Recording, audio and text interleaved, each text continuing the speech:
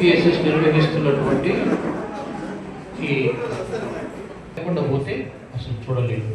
అందుకు దేవునికి వందనాలు చెప్పాలి. అలాగే మీరందరూ చూడగలుగుతున్నారు అని అంటే మీరందరూ చాలా అదృష్టవంతులు. చూడలేనటువంటి వాళ్ళు చాలామంది ఉన్నారు, అంధులు చాలామంది ఉన్నారు. వారి కోసం కూడా ప్రార్థించి దేవుడు వారి సంతోషాన్ని కలుగు చేయాలని మనము వారి కోసం ప్రార్థించాలి.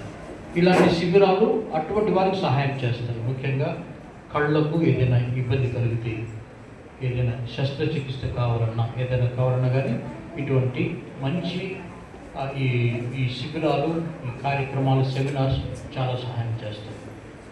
ఆ విధంగా చేస్తున్నటువంటి మన ఈ డాయిష్ కథోలికస్ అన్నటువంటి ఈ సంస్థకు చాలా వందనాలు. చాలా గొప్పగా వారు ఇదివరకు ఫాదర్ గారు చెప్పారు.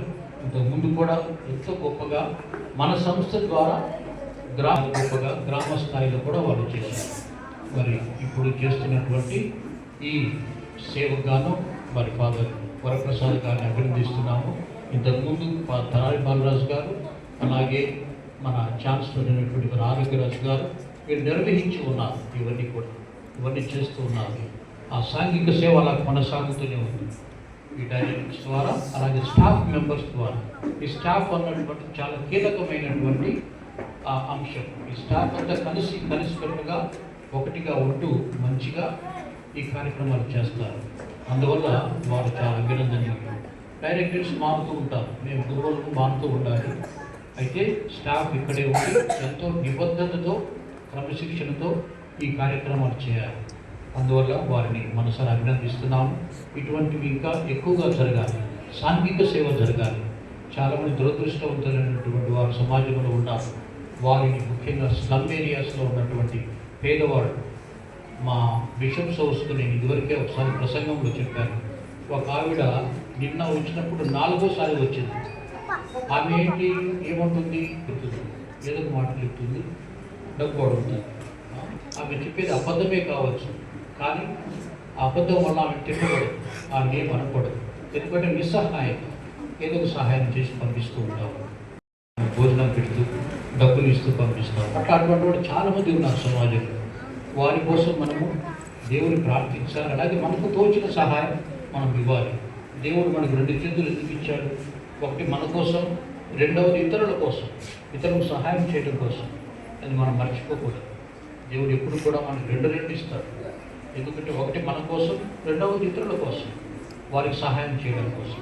ఇటువంటి మనం గుర్తుంచుకోవాలి. చిన్నపిల్లలాగా ఉన్నప్పుడే ఇటువంటి మంచి అలవాట్లు గుర్తు చేసుకుంటూ సామాజిక సేవ చేయాలి. అప్పుడే మనకు దేవుడు ఇచ్చినటువంటి జన్మకు ఒక సార్థకత అనుకోకూడదు. ఈ మంచి కార్యక్రమాలు చేస్తున్నటువంటి ఎంపీఎస్ఎస్ గారిని నేను హృదయపూర్వకంగా అభినందిస్తున్నాను. ముందు ఇలాంటి కార్యక్రమాలు చాలా జరగాలి. వారికి సాధ్యం కాదు. మీరంతా టౌన్లో ఉన్నారు, మీరంతా అదృష్టవంతులు. కానీ గ్రామ స్థాయిలో, గ్రామంలో పేదవాళ్ళు ఉన్నారు, వారికి ఏమీ అందదు. అటువంటి వారికి ఎంపీఎస్ఎస్ అక్కడికి వెళ్ళి వారికి సహాయం చేస్తారు. అది మీరు గొప్పతనం. గ్రామాలకు వెళ్ళి వారి పేదరికాన్ని చూసి ఏదో విధంగా వారికి సహాయం చేస్తారు. అలాగే దేవుని యొక్క ఆశీస్సులతో ఈ సంస్థ బాగా జరగాలని, ఈ సంస్థ డైరెక్టర్స్ను, అలాగే ఈ సంస్థ సిబ్బందిని ఆశీర్వదించాలని, అట్లాగే ఈ ప్రాంతంలో, ఈ క్యాంపస్లో ఇంకా మరిన్ని కార్యక్రమాలు చేపట్టాలి.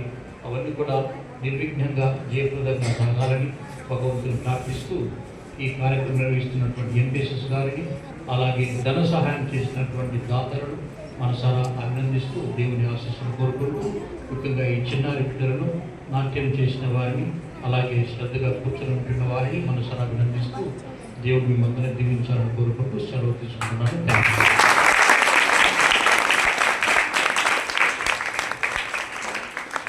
ఇప్పుడు మనం ఒక సంవత్సరాన్ని దిగ్విజయంగా పూర్తి చేసుకున్నందుకు ఎంపీ